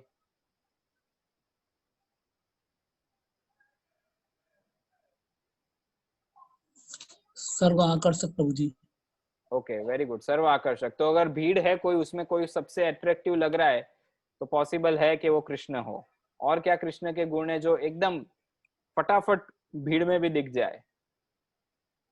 दो तीन है कैरेक्टरिस्टिक। एक तो पीली धोती पहनते हैं, पीतांबर पहनते हैं हमेशा। बंसीधर है वो, इसलिए बंसी ओके, रख। बंसी हाथ में रखते हैं। कभी कभी ग्वाल बाल भी बंसी और रखते हैं। सुदामा श्रीदाम भी बंसी रखते हैं कभी कभी। मोरपींछ। वेरी गुड, मूर्ति। मोरपीछ होता है। और हाँ, सबसे विशेष बात क्या है भगवान को पहचानने की? उनका वर्ण, उनका कॉम्प्लेक्शन, कलर, राइट? प्रभु जी। मेघ वर्ण शुभांगम। कृष्ण का वर्ण कैसा है? Fresh monsoon cloud, Srila Prabhupada कहते हैं। कृष्ण का कलर कैसा है? फ्रेश मॉनसून क्लाउड जैसा। तो अभी जब मॉनसून आएगी तो देख लेना कैसा दिखता है वो क्लाउड। तो कृष्ण वैसे दिखते हैं हमारे, मेघ वर्ण शुभांगम। सो कृष्ण को लोकेट करना कोई बात नहीं थी केसी, और इतनी इंफॉर्मेशन मिली गई थी उनके पूर्व, क्या कहे, बैचमेट से। अगासुर, बकासुर, पूतना, ये वो सब आके गए तो समाचार मिल ही रहे थे कि इस बालक ने, कृष्ण ने इसका भी वध किया, उसका भी वध किया। सो केसी को पता था कृष्ण कौन है, ढूंढना नहीं पड़ा। तो सीधा केसी पूरे वेग से कृष्ण की ओर आ रहा था अटैक करने। एनसी केसी की स्ट्रेटेजी अपनाई उसने। मानिए, इमेजिन कीजिए यहाँ पे कृष्ण खड़े हैं और देख रहे हैं केसी को। भगवान भी देख लिए केसी आ रहा है तो भगवान कुछ भाग के डरे नहीं, अन्य ग्वाल बाल और गौओं के साथ छुपे नहीं। कृष्ण खड़े रहे धीर गंभीर होकर और मुस्कुरा भी रहे थे। I mean, I don't want to go in details of this, थोड़ा ऑफ ट्रैक हो जाएगा। सो केसी आया पूरे जोश से भागते हुए, और आके बराबर भगवान के नजदीक आने के साथ ही केसी ने यू टर्न ले लिया, उल्टा हो गया। और उल्टा होके क्या किया? अपने जो पीछे के दो पैर थे उससे कृष्ण को मारा। कृष्ण की छाती पे वो दो पैर से आक्रमण किया। घोड़ा, गधा, कभी कभी बैल ऐसे मारते हैं, राइट? ये उनका स्वभाव है। हम लोग धक्का मुक्की करें तो हाथ से मारेंगे किसी को, लेकिन घोड़ा, गधा पैर से, पीछे के पैर से मारते, वो भी फिर आगे के पैरों से। सो केसी के साथ बड़ा ही गंभीर युद्ध हुआ भगवान का, और भगवान पूरे समय मुस्कुरा रहे थे। और फिर एक समय पे भगवान ने अपना बाया हाथ केसी के मुंह में डाला, और केसी का जो कंठ था उसे ही वहीं पे भगवान ने अपना हाथ गड़ा दिया, जिससे केसी के कंठ में कोई प्राण वायु नहीं बची। तो इस तरह केसी का वध किया। और वध करने के बाद कृष्ण वाज लाइक, ऐसे समथिंग ऐसे कुछ किया होगा, नॉट लिटरली हाथ साफ किए होंगे, बट कृष्ण वाज लाइक चलो चलते, फिनिश्ड, हो गया। तो ग्वाल बाल भी सब जय जय कृष्ण, जय गोपाल, जय नंदलाल करते करते अपनी गैया को लेकर सब निकले वहां से। सो जमुना जी से केसी घाट पे केसी का दमन हुआ। वहां से अब इस पे दो समझ है। कुछ आचार्य कहते हैं या कहीं पे ये समझ है कि भगवान अपनी गैयों को लेकर गोवर्धन पे गए, और कुछ कहते हैं कि यहाँ व्योमासुर या बद्रीनाथ वाले पर्वतों पे आए, क्योंकि भागवत में लिखा है कि गैया पर्वतों पे चढ़ रही थी। तो ब्रज में लगभग दो ही फेमस पर्वत है, एक तो गोवर्धन गिरिराज है और एक है ये बद्रीनाथ में जो पहाड़ी है। So and wherever let us imagine. So अब आ जाइए आप वापस परिक्रमा मार्ग पे, व्योमासुर की गुफा के पास आ जाइए एंड ट्राई टू इमेजिन। सामने व्योमासुर की गुफा है, बड़ी बड़ी सी हिल है, पर्वत है, और हम उसके नीचे खड़े हैं। सो अब व्योमासुर का वध की लीला प्रारंभ हो रही है उसी दिन। अब इमेजिन कीजिए कृष्ण कितने बिजी थे। हमें लगता है भगवान को क्या काम है, अच्छा है ना, भगवान बन जाना अच्छी बात है, नहीं? कभी कभी लगता है ऐसा, भगवान को क्या काम है, भगवान बन जाना यानी। प्रभुपाद से कभी एक भक्त ने, एक व्यक्ति ने पूछा था कि भगवान बनना है तो क्या कर सकते हैं? प्रभुपाद बोले कोई भगवान बन नहीं सकता है। भगवान कोई चीज नहीं है कि कोई बना दिया तो बन गए, कि आप भगवान बन जाओ, मैं भगवान बन जाओ। Krishna is complete, he is himself. So अभी व्योमासुर का आक्रमण प्रारंभ हो रहा है। सो कृष्ण जस्ट लौट आए थे। अब समझ रहे, बार बार मैं इसीलिए बोल रहा हूँ क्योंकि मुझे कनेक्ट करना है। कृष्ण केसी दमन करके जमुना जी के पास से, वृंदावन से अभी तो यहाँ पहुंचे ही है, और यहाँ आए। अब सुबह का समय है, अर्ली मॉर्निंग। वहां पे गैया ने चरना शुरू किया था, और तब तो केसी आ गया, तो सबने एक दो बाइट खाए होंगे घास के और रुक गए डर के। तो कृष्ण ने वहां पर केसी दमन करके, कृष्ण बोले गैया सब डरी हुई है, यहाँ पर अब नहीं चलेगी। तो कृष्ण ने सोचा अब यहाँ आते हैं। और केसी दमन के बाद भगवान को नारद मुनि से एक पर्सनल मीटिंग करनी थी। तो नारद मुनि रुके हुए थे एक जगह पर कि थोड़ा सा पर्सनली कृष्ण के साथ अकेले में बात करनी है। तो वो भी एक प्रयोजन था भगवान का वहां से निकलने का। सो वो मीटिंग करते हुए फिर भगवान यहाँ पहुंचे जहां पर हम अभी खड़े हैं। तो यहाँ पर गैया फिर से चरने लगी, तृणलोभिनी, घास की, जो खाना किसको पसंद नहीं है, राइट। तो गैया को भी सुबह सुबह अपना ब्रेकफास्ट ब्रंच मिल गया, तो वो घास चरना शुरू कर दी। अब देखिए कृष्ण बलराम ग्वाल बाल जब गैया को चराने ले जाते हैं तो गैया तो चरती है, जैसे हमने फिसलन शिला पे बताया। कृष्ण बलराम और ग्वाल बाल क्या करते हैं, जब गैया चरती है तो क्या करते हैं वो लोग, आनंद रूपिणी माता जी की बालिका बता रही है, खेलते हैं, राइट, दे प्ले। वो क्या करेंगे, वो थोड़ी चरेंगे उनके पास तो अपने लंच है, मैया ने जो घर से भेजा है। तो कृष्ण बलराम और ग्वाल बाल प्राय जब गैया चरती है ब्रज में तो वो लोग कुछ ना कुछ खेलते हैं, राइट। क्रीड़ा सकता बालक है, शास्त्रों में कहा है ना, बालकों को खेलना अच्छा लगता है बच्चों को। तो कृष्ण बलराम भी बच्चे ही है ग्वाल बाल के साथ। तो इस दिन अभी एक विशेष गेम खेली जा रही है। कितने भक्त चाहते उसमें भाग लेना? जो कैमरा ऑन करके हाथ उठाएंगे उनको ही टीम में लिया जाएगा। जगन्नाथ दर्शन प्रभु सोच रहे हाथ उठाऊं कि नहीं। ओके, सो अब ये खेल जो है वो है चोर पुलिस का खेल, ठीक है। इसमें 3 ग्रुप्स बनेंगे, तो आप में से कौन किस ग्रुप में रहना चाहता है इंटरनली डिसाइड कर लीजिए। एक ग्रुप है जिसको भागवत में पालक कहा है, पालक, खाने वाली पालक नहीं, पालक मीन्स प्रोटेक्टर, जो गैयों का पालन करते हैं, गौ पालक। तो एक ग्रुप बनेगा पालक, ठीक है, जो ध्यान रखेगा, या पुलिस बोल लीजिए। एक टीम बनेगी चोर, ठीक है, और एक टीम, 3 टीम बन रही है ना, तो चोर बन गए, पुलिस बन गए, और तीसरी जो टीम बाकी रह गई वो बन रही है भेड़। भेड़ बोलते हो, लैम्ब, लैम्ब समझते हो, काफ, लैम्ब, बकरी, भेड़ की के बच्चे होते हैं, राइट, बड़े क्यूट होते हैं ना, छोटे छोटे। सो तीसरी पार्टी वो है। तो कौन क्या बनेगा? जगन्नाथ दर्शन प्रभु और सनातन कृपा प्रभु तो भेड़ नहीं बन सकते। भागवत में लिखा है जो ग्वाल बाल छोटे शरीर वाले थे, मेरे जैसे या कोई ऐसे पतले, या आनंद रूपिणी माता जी की बालिका है, वैसे छोटे लोग भेड़ बन जाइए, ठीक है। और जो हुष्ट पुष्ट है, थोड़े वेल बिल्ड, आप लोग चोर बन जाइए, और हम जो बचे हुए लोग पुलिस बन जाते हैं, ठीक है। उस दिन ऐसी स्ट्रेटेजी हुई, कृष्ण बलराम ने ये स्ट्रेटेजी दी। और जो लोग अब भेड़ बने वो ध्यान से सुनो, जो भेड़ बने हैं उनके लिए एक इंस्ट्रक्शन है। क्या इंस्ट्रक्शन है? गेम क्या है, पहले गेम समझ लीजिए। जो चोर है वो भेड़ों को उठा के अपने कंधे पे रख के ले जाएगा, ठीक है, और ले जाके छुपा देगा। तो जो भेड़ बने उनको कोई विरोध नहीं करना है, चिल्लाना नहीं है, ठीक है, हमें चिल्लाना नहीं है। अगर हमें उठा रहे हैं तो उठाने देना, ठीक है ना, तभी तो गेम होगी ना, वरना अगर बीच में चिल्ला दोगे तो सब गड़बड़ हो जाएगी। सो गेम ये है कि जो चोर बने वो भेड़ों को उठाएंगे और छुपाएंगे, और पालक को का काम है वो छुपाए हुए भेड़ों को ढूंढना, ठीक है। गेम समझ आ गई सबको? सो अभी उस दिन भी वॉलेंटियर बेसिस पे था, ऐसा नहीं था कि बेचारे सनातन कृपा प्रभु को हमने बोला आप चोर बनो तो अनंत काल तक चोर ही रहेंगे। वो भी कभी भेड़ बन जाएंगे, वो भी कभी पालक बन जाएंगे, ठीक है ना। तो लेट अस स्टार्ट। सो उस दिन भी कृष्ण बलराम और ग्वाल बालों ने ये खेलना प्रारंभ किया और व्योमासुर आ गया। अब व्योमासुर का जो एक्चुअल रूप है हम बाद में आपको दिखाएंगे चित्र में। हरिनाम आपने जो सनातन कृपा प्रभु बाद में स्क्रीन शेयरिंग करना, अभी नहीं, अभी तो गेम खेल रहे हैं, बच्चों को डराना नहीं।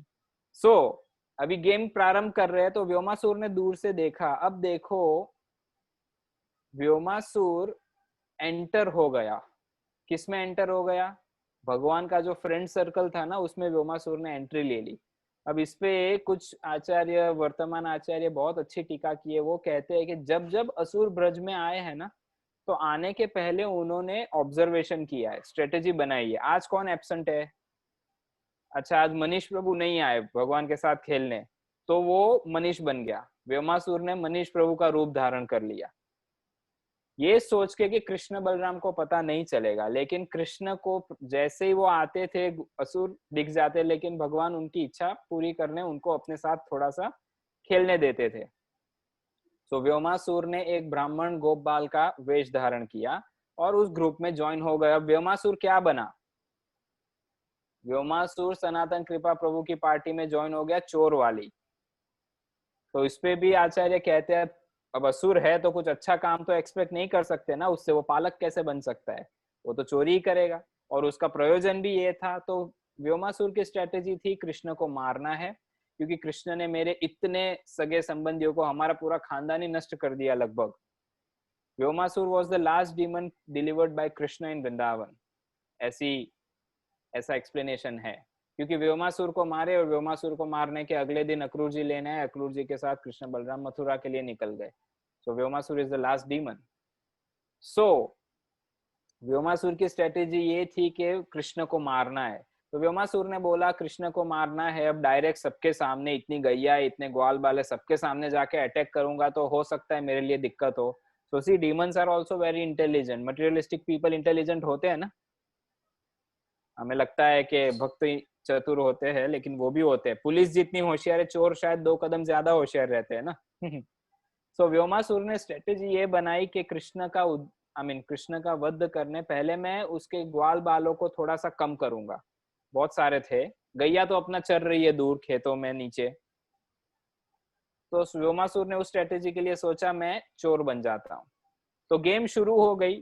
तो अब एक ग्वाल बाल लगभग एक भेड़ को उठा रहा है, एक एक अब सब इसमें कोई भेड़ नहीं है, सब तो ग्वाल बाल ही है, समझ रहे हैं ना आप, इमेजिन कर रहे हैं ना। तो कोई वास्तव में कोई भेड़ नहीं बना है, लेकिन अब जैसे सनातन कृपा प्रभु को, राज प्रभु को उठाना है तो भाई थोड़ा तो कुछ लगेगा ना। तो सब ग्वाल बाल एक एक ग्वाल बाल को उठा रहे थे, जबकि ये व्योमासुर जो ग्वाल बाल बना था वो क्या कर रहा था, उसने एक उठाया और छुपा के आया। कहाँ छुपाया? ऊपर अपनी गुफा में, जहां पर वो रहता था। नीचे खेल रहे, या कहीं पे वर्णन है गोवर्धन पे खेल रहे थे, कहीं पे वर्णन है कामवन में कहीं था, तो वहां से वो लाके अपनी गुफा में एक ग्वाल बाल को रखा। वापस आया, देखा किसी को कुछ पता नहीं चला, बराबर गेम चल रही है, तो उसको लगा अपनी स्ट्रेटेजी चल रही है, और एक को उठाया। सब यही कर रहे, फटाफट आके भेड़ों को उठा रहे, और भेड़ कुछ बोल नहीं रहे क्योंकि उनको सिखाया गया है ना, भेड़ कभी कुछ बोलती नहीं है, विरोध नहीं करती है। तो भेड़ कुछ बोल नहीं रहे, जो ग्वाल बाल को किडनैप किया जा रहा है वो चुपचाप से किडनैप हो रहे हैं। अब पालकों के लिए चैलेंज हो रही है, पालकों को ढूंढना है कहाँ गए ये, कहाँ गए ये, कहाँ गए ये, तो गेम चल रही है। अब व्योमासुर क्या कर रहा है उसमें, व्योमासुर ने एक को उठाया, दूसरे को उठाया, तीसरे को उठाया, सक्सेसफुल हो गया, उसको कॉन्फिडेंस आ गया। अब क्या कर रहा है व्योमासुर, आके एक साथ 2-2 3-3 ग्वाल बालों को उठा रहा है। एक साथ उठा उठा के, वो तो असुर है ना, काफी शक्तिशाली है, तो एक साथ उठा उठा के वो क्या कर रहा है, सबको अपनी गुफा में डाल रहा है। गुफा में कैसे डाल रहा है? गुफा के प्रवेश द्वार पे जाके उनको पटक रहा है अंदर। पूरा अंधेरा है, पत्थर है, नुकीले पत्थर है, चट्टाने है, वो नहीं देख रहा, उसको तो मारना ही है। तो उसे सोच रहा था व्योमासुर, चलो अच्छा यहीं से पटक दो, टाइम क्यों वेस्ट करना है, फटाफट इनको हटा के, मेरा तो मिशन है कृष्ण को मारना है ना।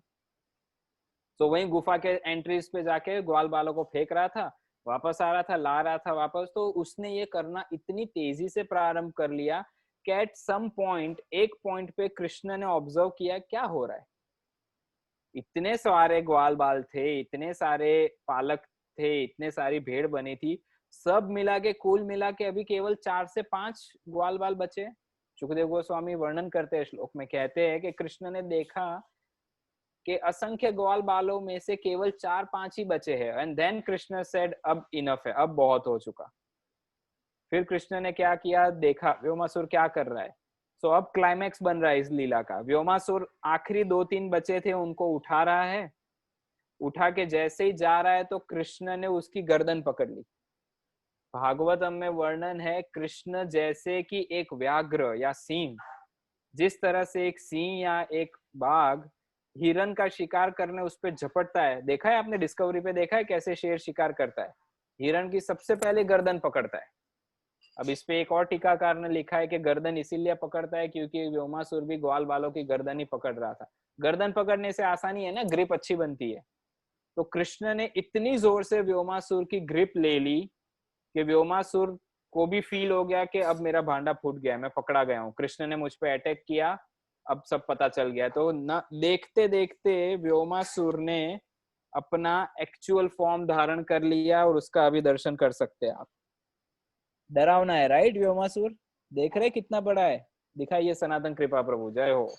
व्योमासुर की कितने लोग जय बोले। परम पूज्य लोकनाथ स्वामी महाराज ऐसा विनोद करते हैं प्रवचन में, अगर किसी ने असुर की जय बोल दी तो महाराज बोलते हैं हम उस परिवार से हैं। हमें तो कृष्ण की जय बोलनी है ना, कृष्ण कन्हैया लाल की जय। सो देखिए कृष्ण ने किस प्रकार से व्योमासुर को पटका है। और भागवतम में वर्णन है कि कृष्ण ने व्योमासुर को 100 धनुष जितना जो डिस्टेंस होता है अपने से उतने दूरी पे फेंका, और फेंकने के बाद व्योमासुर का प्राण वायु ही निकल गया और इस तरह से व्योमासुर का उद्धार हुआ। बोलो कृष्ण कन्हैया लाल की जय। So Krishna wins, it's a fact, Krishna तो जीतते ही है हमेशा, कृष्ण कभी नहीं हारते। सो अब कृष्ण ने देखा कि 2-3 ग्वाल बाली 4-5 जो बचे थे, तो व्योमासुर का तो यहाँ पे उद्धार हो गया, व्योमासुर को भगवान ने समाप्त कर दिया। अब नेक्स्ट काम क्या है? ओके, मैं एक चीज बताना भूल गया। व्योमासुर जब ग्वाल बालों को गुफा में डाल रहा था, तो आप सोचे होंगे ना कि गुफा में डाला तब तक भेड़ रहे, लेकिन किसी भी भेड़ को कहीं पटका जाएगा तो बेचारे को लगेगा, चिल्लाएंगे ना। तो ग्वाल बालक भी चिल्ला रहे थे, यस दे वर शाउटिंग। उनको रियलाइज हो गया कि भैया ये गेम नहीं चल रहा है, कुछ गड़बड़ है। ये ग्वाल बाल नहीं है हमारे, we are at wrong place. तो वो भी गुफा से चिल्ला रहे थे, ओ कृष्ण हे नंदलाल बचाओ बचाओ बचाओ, रो रहे थे, चिल्ला रहे थे। लेकिन व्योमासुर का और एक परफेक्शन था इस कार्य को पूर्ण करने में। वो गुफा के दरवाजे पे उसने इतनी बड़ी चट्टान से सील कर दी थी गुफा। यानी व्योमासुर क्या कर रहा था, जब ग्वाल बाल को लेके आया, एक हाथ से पत्थर हटाया होगा या तब तक पत्थर नहीं रखा होगा, ग्वाल बालों को डाला, सील किया, वापस गया, दूसरे लॉट को लेकर आया, फिर डाला, फिर सील किया। तो आचार्य ये समझाते हैं कि जब ग्वाल बाल चिल्ला रहे थे, अपना शोक व्यक्त कर रहे थे, तो किसी को सुनाई नहीं दे रहा था, कृष्ण को भी नहीं, क्योंकि कृष्ण तो नीचे दूर थे ना, खेल रहे थे ना सब, तो किसी को सुनाई नहीं दिया। लेकिन अब कृष्ण को पता था, कृष्ण तो पूर्ण पुरुषोत्तम परमेश्वर सर्वज्ञानी है, भगवान को पता है कहाँ क्या है। तो गए ऊपर गुफा में, व्योमासुर की गुफा में भगवान स्वयं गए। भगवान ने अपने एक मुष्टि के प्रहार से वो जो इतनी बड़ी चट्टान थी उसका विध्वंस किया, उसके चूर चूर किया, और ग्वाल बालकों को स्वयं गुफा में जाके अपने हाथों से उठाया। और उठाने के साथ सुखदेव गोस्वामी वर्णन करते, भगवान ने चेक किया किसी को कुछ लगा तो नहीं ना। भगवान की कृपा थी, भगवान के ग्वाल बाल है, भगवान के सखा है, उनको कुछ होना नहीं था। लेकिन फिर भी भगवान ये दिखा रहे हैं, एक जेस्चर एक्सप्रेस कर रहे हैं। तो कृष्ण ने चेक किया, पूछा कुछ हुआ नहीं, सब बोले नहीं कुछ नहीं हुआ। तो इस तरह से सब लोग ग्वाल बाल बाहर आ गए, सबने कृष्ण कन्हैया लाल की जय बोला, सब फिर से नाचने गाने लगे। और सब लोग अपनी गैया को लेके कृष्ण को बोले, भैया चलो आज फटाफट घर चलते। क्यों? 2-2 गड़बड़ हो गई ना, सुबह से 2-2 एक्सीडेंट हो गए। एक तो अभी तो हम केसी घाट पे शुरू किए ही थे, जमुना जी का जल पीकर गैया चरना शुरू ही की थी, वहां केसी आ गया, वहां से आपने हमारी रक्षा की, और वहां से हम यहाँ आए तो यहाँ व्योमासुर आ गया। अब नहीं, इनफ, अब घर चलते हो, चांस नहीं लेना है, चलो। तो उस दिन गोचारण लीला जल्दी समाप्त करके भगवान जल्दी घर पहुंचते। तो ये पूरी लीला जो है यहाँ पर संपन्न हुई। कितने लोगों को व्योमासुर को देखा? दिखा व्योमासुर? हम में ही भरा पड़ा है व्योमासुर। अब हमारे अंदर जो व्योमासुर है वो कौन है? तो श्रील भक्ति विनोद ठाकुर ने बहुत सुंदर तरीके से समझाया कि जो व्योमासुर है वो माया का पुत्र है, और उसका प्रतीक है 2-3 चीजें हैं। एक तो भक्तों में भी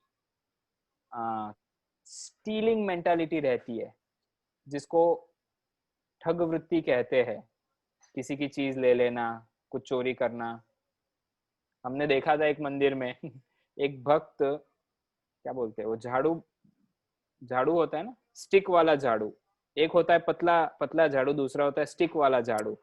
तो झाड़ू की 2 स्टिक लेके सुबह 3 बजे दान पेटी से, ऐसे 2 स्टिक से, जैसे चाइनीज लोग नूडल्स खाते हैं ना, वैसे वो 2 स्टिक से दान पेटी से कुछ धन निकालने की प्रयास कर रहा था, और बेचारा दुर्भाग्य से पकड़ा गया। वैसे अच्छा ही हुआ पकड़ा गया, लेकिन उसका दुर्भाग्य।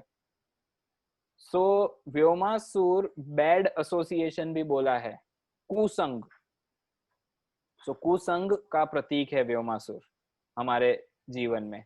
अब भगवान ने ये व्योमासुर की लीला से 2-3 चीजें हमें बताई है। देखिए, भगवान की कोई भी लीला होती है उसमें कुछ ना कुछ संदेश छुपा होता है हमारे लिए, हम साधकों के लिए, जिससे हमें उसका श्रुति फल भी प्राप्त होता है। प्रायः कहा जाता है कि ये लीला, व्योमासुर की लीला श्रवण करने से उस अनर्थ से मुक्त हो जाते हैं। केसी कौन है? केसी में कौन सा अनर्थ है?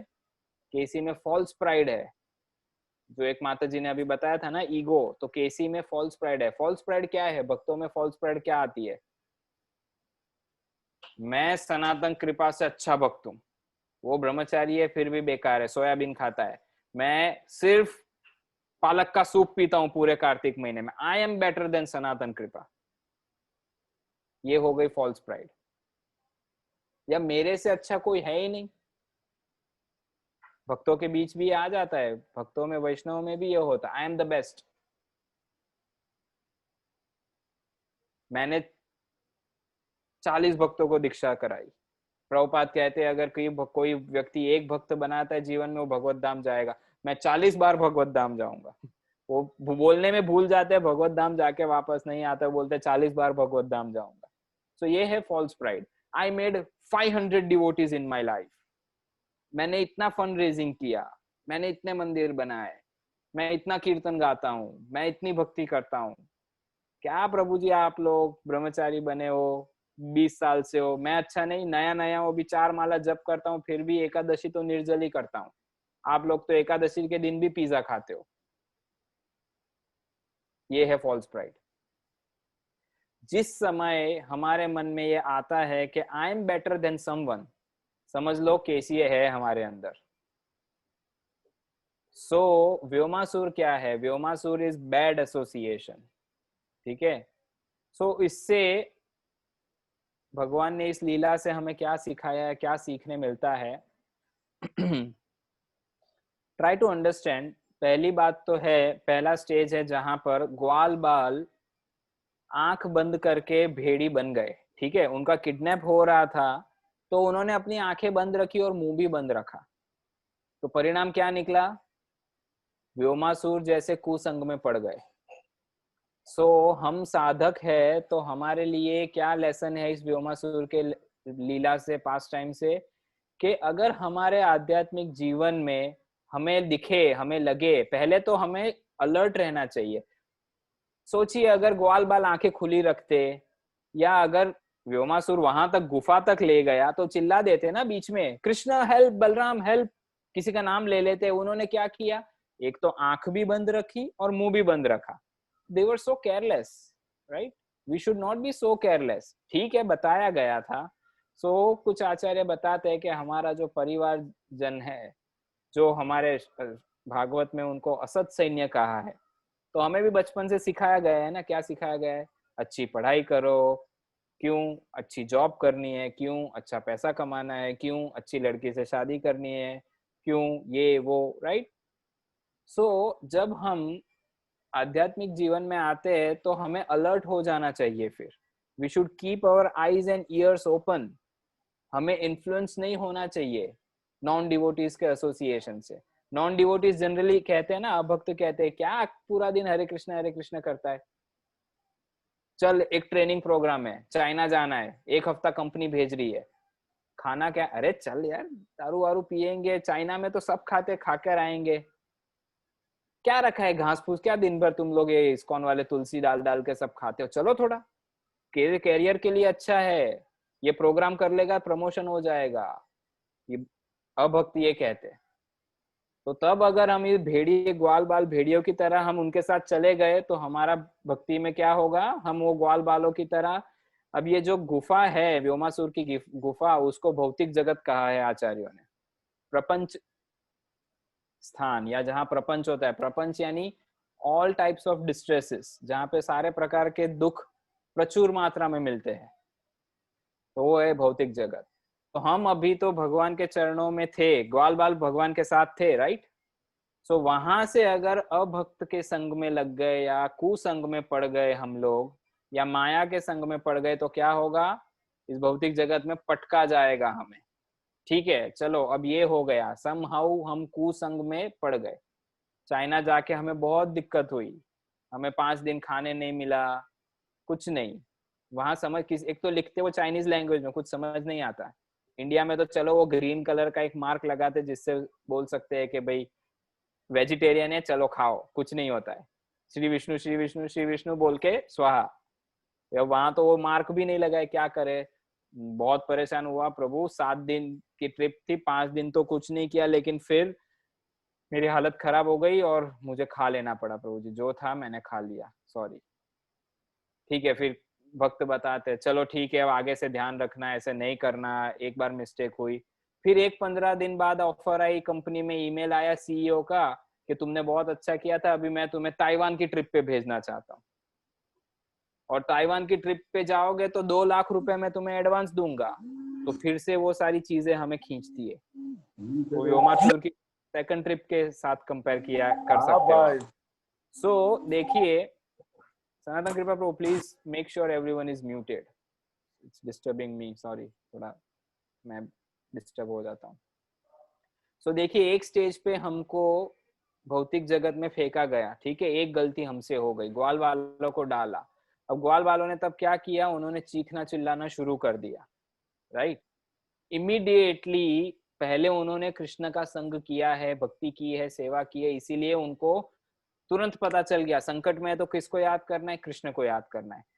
तो इससे आचार्य समझाते, अगर हमने हमारे जीवन में भजन किया है, साधन किया है, भक्ति की है, तब तो हम जब पटके जाएंगे तो याद आएगा कि भाई हम बुरी स्थिति में है, कृष्ण को याद करो। So that is second stage, जहां पर हमें थोड़ा अलर्ट रहना है। We have to make sure कि हमें भगवान को याद करना है जब जब हम मुश्किल में हैं। और जैसे ही हम भगवान को याद करते हैं तो क्या हुआ ग्वाल बालों के साथ, कौन बचाने आया उनको, साक्षात पूर्ण पुरुषोत्तम परमेश्वर कृष्ण पहुंच गए। कि और जाके कृष्ण ने क्या किया, वो सील को तोड़ा, जो बड़ी चट्टान रखी थी उसको तोड़ा, अंदर गए, ग्वाल बालों को अपने हाथ से उठाया। सो this is what Krishna does in our devotional life. अगर हम हमारे आध्यात्मिक जीवन में आंख बंद करके अज्ञानता में पड़े रहेंगे तो पहले तो माया में चले जाएंगे। माया यानी भगवान कुछ नहीं है। अच्छा करो, किसी को दुख मत दो, बड़ों की सेवा करो, ये भगवान, बस आप भगवान हो गए। फिर क्या बोलते हैं भौतिक जगत के लोग, प्रभु श्री रामचंद्र ने भी तो यही किया, राइट। ऐसा उल्टा ज्ञान हमें सिखाते हैं।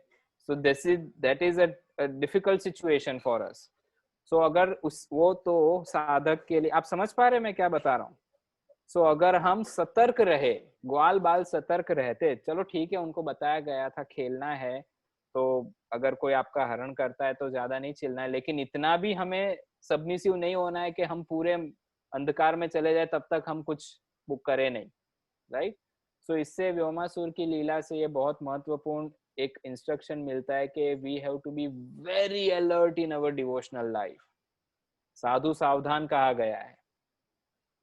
इसीलिए हमारे कुछ वर्तमान आचार्य कहते हैं कि भक्ति करना कोई, इंग्लिश में कहते हैं, कोई टॉम डिक एंड हैरी का काम नहीं है। अगर हमारी सादी भाषा में बोले तो लल्लू पंजू का काम नहीं है भक्ति करना। जो 16 माला करता है या जो जप करता है उसी को पता है, राइट। संकेत, जप के टाइम मन कहाँ कहाँ नहीं जाता है, जप के अलावा हर जगह जाता है। तो कोई ऐसे ही पड़ा होगा हरे कृष्णा कृष्ण कृष्ण हरे, तो उसका जप का क्या होगा उसका। We have to chant so much with focus and determination. So कुछ अब बोलो किसी को कि हम प्याज लहसुन नहीं खाते, तो लोग बोलेंगे तुम खाते क्या हो, जीवन में बचा क्या, प्याज लहसुन भी छोड़ दिया तो। ठीक है, बोलेंगे चल यार प्याज लहसुन नहीं खाता, ले कॉफी तो पी ठंडी। अरे हम कॉफी नहीं चाय भी, अरे तुम कर जीते कैसे हो तुम इस्कॉन वाले, राइट। उनको आश्चर्य लगता है, जीते कैसे हो तुम लोग, चाय कॉफी भी नहीं पीते हो, तो पीते क्या हो जीवन में। फिर हम बोलते हैं गाय का दूध, तो बोलते हैं अरे बच्चा है, right. So this is maya, this is material world, हमेशा आपको दूर करेगा कृष्ण से, रोमासुर की तरह। So we have to be very careful in our devotional life. We have to make sure हमारे साथ क्या हो रहा है, हम भटक तो नहीं गए, केसी का तो इन्फ्लुएंस नहीं है अभी हम पे, हम पे व्योमासुर का तो इन्फ्लुएंस नहीं है। हम बोलते हैं कि हम बहुत अच्छे भक्त बन गए प्रभु, एक शॉट में 16 माला होती है। जिस दिन मुंह से प्राइड निकली ना, समझ लेना ये सब मनन के टाइम पे बहुत काम आता है। जब आप इंट्रोस्पेक्शन करने बैठते हो ना, अब ये सब हमें पता होना चाहिए, इंट्रोस्पेक्शन क्या है, मनन क्या है। मनन कौन है? हाँ, मेरे बाजू में रहता है मनन, जानता हूँ, हम दोनों साथ में बाइक पे घूमने। अरे वो मनन नहीं, मनन चिंतन की बात हो रही है। We have to sit. एक साधक को चाहिए प्रतिदिन, भक्ति सिद्धांत सरस्वती ठाकुर ने तो प्रैक्टिस दी है, एक साधक को चाहिए प्रतिदिन वो अपने आप के लिए थोड़ा समय निकाले, जहां दरवाजा बंद करके रूम लॉक करो, जहां पे कोई ना आए, मोबाइल को भी बाहर रख दो, और 15 मिनट, 10 मिनट, आधा घंटा, 1 घंटा, जितना समय, जितनी क्षमता है, मनन करो। रोज सोचो आज क्या किया, क्या नहीं किया। Right, this is called alertness in devotional life. इस तरह से हमें सतर्क रहना होगा। अगर हम सतर्क रहे तो कभी व्योमासुर के पंजे में नहीं आएंगे। Right, so this very instructive pass time took place over here, जहां हम खड़े हैं व्योमासुर की गुफा में। तो अब आप लोग फटाफट ऊपर चढ़ के व्योमासुर की गुफा में दर्शन करके आ सकते हैं, क्योंकि वहां पर व्योम का तो दर्शन नहीं होगा आपको, व्योमासुर का दर्शन नहीं होगा, लेकिन ध्यान से चलिएगा, क्योंकि आपको किस चीजों के दर्शन होंगे? आपको कृष्ण के चरण चिन्हों के दर्शन होंगे, दाऊ जी के चरण चिन्ह दिखेंगे। अब क्यों दिखेंगे? ऐसे ही दिख जाएंगे। अब जब भगवान ने व्योमासुर के साथ युद्ध किया ना, तो व्योमासुर यानी स्पेस बोला ना मैं, स्पेस एयर, तो वो आकाश में उड़ता था, जमीन पे नहीं आया था व्योमासुर। जैसे अन्य राक्षस जमीन पे थे, तो भगवान बार बार उससे युद्ध करने, क्या बोलते हैं वो इंग्लिश में, बच्चों के लिए एक गेम होता है पता है, बंजी जंपिंग, पता है? बच्ची को पता होगा बंजी जंपिंग, पता है ना क्या होता है बंजी जंपिंग? नीचे एक बड़ा सा स्प्रिंग बोर्ड या रबर का एक वो लगाया जाता है। बच्चे क्या करते हैं उसमें, एक बार कूदते, 2 बार, फिर तीसरी बार जोर से कूदो तो उतना ऊपर जाओगे, और जोर से कूदो और डबल ऊपर जाओगे। सो कृष्ण उस समय ये जो एरिया है व्योमासुर की गुफा के आसपास, जो चट्टाने हैं, उसको स्प्रिंग बोर्ड की तरह यूज कर रहे थे। कृष्ण व्योमासुर को मार के नीचे आते थे, नीचे ऐसे रिबाउंस होके और जोर से ऊपर उठते थे। तो इसीलिए कृष्ण के चरण चिन्ह आपको बहुत सारी शिलाओं पे दिखेंगे। और जब दाऊ जी देख रहे थे कि कान्हा क्या कर रहा है, लाला क्या कर रहा है, इतने जोर जोर से बाउंस हो रहा है, इस भूतल को अपने स्प्रिंग बोर्ड बना रहा है, और भगवान बार बार बाउंस हो रहे थे, धक्का मार रहे थे, तो पूरा ब्रह्मांड हिल रहा था, पूरी पृथ्वी हिल रही थी। तो दाऊ जी ने क्या किया, उनकी नित्य सेवा है, वो अपने फनों पर ब्रह्मांड को धारण करते हैं, तो उन्होंने अपना एक पैर जोर से वहां पर रखा है। आप ढूंढिए कहाँ पर है दाऊ जी का चरण चिन्ह, जो भाग्यशाली होगा उसे मिल जाएगा। तो जोर से पैर रख के सब बैलेंस किया, और कृष्ण जब तक वो युद्ध खत्म किए। अब जैसे हम ये बताते हैं तो कुछ भक्त उतने में आवाज देता है, हो सकता है कविता माता जी बोले, अरे अरे ये देखो यहाँ ये चट्टान पे मुझे चरण चिन्ह तो नहीं, लेकिन कुछ कोई कोई ऑर्नामेंट जैसा दिख रहा है। यस, माया में नहीं हो आप, सही बात है, भगवान के ऑर्नामेंट्स भी गिरे थे व्योमासुर के साथ युद्ध करते हुए। तो कहीं बोलता है, कोई बोलता है मुझे यहाँ बांसुरी के चिन्ह दिख रहे, तो कृष्ण ने अपनी बांसुरी वहां रखी थी। तो ये सारे चिन्ह है, तो अभी फटाफट दर्शन करके आइए, हमें और आगे भी बढ़ना है, समय भी जा रहा है। सो व्योमासुर की गुफा से अब हम आगे बढ़ेंगे। कुछ जो यंग डिवोटीज होते हैं वो यहाँ वहां से चढ़ के चले जाते हैं, कुछ जो होते हैं सोचते हैं अरे जाना है कि नहीं जाना, प्रभु जी ने पूरी कथा तो बता दी, अभी छोड़ो, असुर की गुफा को क्या देखना है। लेकिन जैसे मैंने कहा, असुर की गुफा नहीं है, वहां स्वयं कृष्ण प्रवेश किए थे, और ये पूरे रास्ते में आपको ढूंढना है, होमवर्क है, व्योमासुर की गुफा में चढ़ते चढ़ते कृष्ण के चरण चिन्ह कहाँ है और अलग अलग चिन्ह कहाँ है। ठीक है राज प्रभु, मिला कुछ? देखिए देखिए, अच्छे से देखिए, ध्यान पूर्वक, मिल जाएगा। अब यहाँ से हम आगे जाएंगे, बहुत ही मधुर और महत्वपूर्ण स्थान है जिसका नाम है भोजन स्थली। हरि बोल, भगवत महाप्रसाद की जय। सनातन कृपा प्रभु, आज वर्चुअल प्रसाद नहीं चलेगा भैया, भोजन स्थली पे लाए हो, पंच पकवान तो चाहिए। हमारे अहमदाबाद के भक्तों ने पूछा था प्रभु जी प्रसाद होगा कि नहीं, मैंने बोला आज तो भोजन स्थली जा रहे, जरूर होगा। ओके, सो भोजन स्थली। अब व्योमासुर की गुफा से आइए हम लोग नीचे उतर के आगे बढ़ते हैं। सी हमारा डेस्टिनेशन तो हमें वापस हमारी कैंप पर ही आना है, जिस खेत में हम रुके हुए हैं। काम वन में खेत में हमारा पंडाल डलता है, तो हमें वहां वापस जाना है। तो अभी तो हम परिक्रमा अलग अलग दर्शन करने आए हैं। तो अभी हम जा रहे हैं भोजन स्थली पर। अब भोजन स्थली वो दिव्य स्थान है जहाँ पे कृष्ण बलराम ग्वाल बाल अपना लंच करना बैठे। अब लंच है, ब्रेकफास्ट है, जो भी है, प्रसाद लेने बैठे। तो महाप्रसाद गोविंदे बोल लिया जाए एक बार। अभी बोलेंगे तो प्रसाद कहाँ से लाएंगे? प्रसाद के बिना थोड़ी महाप्रसाद गोविंदे बोलेंगे। यहाँ पर कृष्ण बलराम ग्वाल बाल गैया तो अभी भी चल रही है अपनी अपने अलग एरिया में। तो सबने अपने अपने लंच बॉक्स निकाले। कोई ग्वाल बाल ने शायद दोना लाए होंगे अपने साथ, तो दोना निकाला, किसी ने प्लेट निकाली। तो जिस शिला पे वो दोने और पत्तल रखे गए, वो शिला इतनी एक्सटेटिक हो गई, इतनी रोमांचित हो गई कि वो पिघल गई। और पिघलने के साथ नतीजा क्या हुआ? सनातन कृपा प्रभु बताइए नतीजा क्या हुआ, अगर संभव है तो स्क्रीन शेयरिंग करके। अभी हम हमारे स्क्रीन पे देखेंगे क्या नतीजा हुआ जब कृष्ण बलराम के बाउल, जूम कर सकते हैं तो इसको जूम कीजिए प्रभु थोड़ा फोटो को। तो कृष्ण बलराम की कटोरी और प्लेट्स देख रहे हैं आप? ये देखिए प्रभु, लड्डू पेड़े सब रखे, मुंह में पानी आ रहा है। तो ये जो आप देख रहे हैं ना, दो गोलाकार, तो मानते ये कहा है आचार्यों ने कि ये बाउल्स है कृष्ण के, या कोई कहता है एक बाउल है एक प्लेट है। हम खाते हैं सब्जी रोटी राइस दाल, तो दाल का कटोरा बाहर रखते हैं ना, लिक्विड थोड़ा बाहर होता है और आराम से खा सकते हैं। तो ये स्थान है जहां पर ये दिव्य लीला हुई। ये हम अभी जहां पर है वहां पर कृष्ण बलराम ने व्यक्तिगत रूप से अपना प्रसाद ग्रहण किया है। और आज अब अभी हम सुबह से निकले हैं, तो हम भी यहाँ पर हमारा ब्रेकफास्ट लेंगे। तो परिक्रमा का हर साल प्रसाद यहाँ पर होता है भोजन स्थली पे। और यहाँ पर पूरी भोग आरती का ट्रांसलेशन किया गया है। हम लोग प्राय भक्त लोग जब ब्रेकफास्ट लेते हैं, तो जैसे प्रसाद पहुंचता है तो इस दिन बोला जाता है राधा द्युति प्रभु को, प्रभु जी आज भोग लगा के मत भेजना, प्रसाद मत भेजना, भोग भेजिए। और निताई गौर सुंदर को वहां बिठाया जाता है, श्रील प्रभुपाद को बिठाया जाता है, और भोजन स्थली पे ही प्लेट बनाई जाती है ठाकुर जी के लिए। और ये माना जाता है कि कृष्ण बलराम का नित्य लीला चलती है वहां पे, कृष्ण बलराम की नित्य लीला चलती है। तो भगवान दाऊ जी के साथ अपने ग्वाल बालों के साथ आकर वहां पर प्रसाद ग्रहण करते हैं, जो भोग हम लगाते हैं। तो देखिए आप, पीछे जो दिख रहा है वो व्योमासुर की गुफा पहाड़ी हो सकती है। और यहाँ पर एक सुंदर से वट वृक्ष के नीचे कृष्ण बलराम ने इस तरह से रखे, आप देख रहे हैं। थोड़ा जूम कीजिए प्रभु जी, क्या क्या है मेनू थोड़ा दिखाइए सनातन कृपा प्रभु।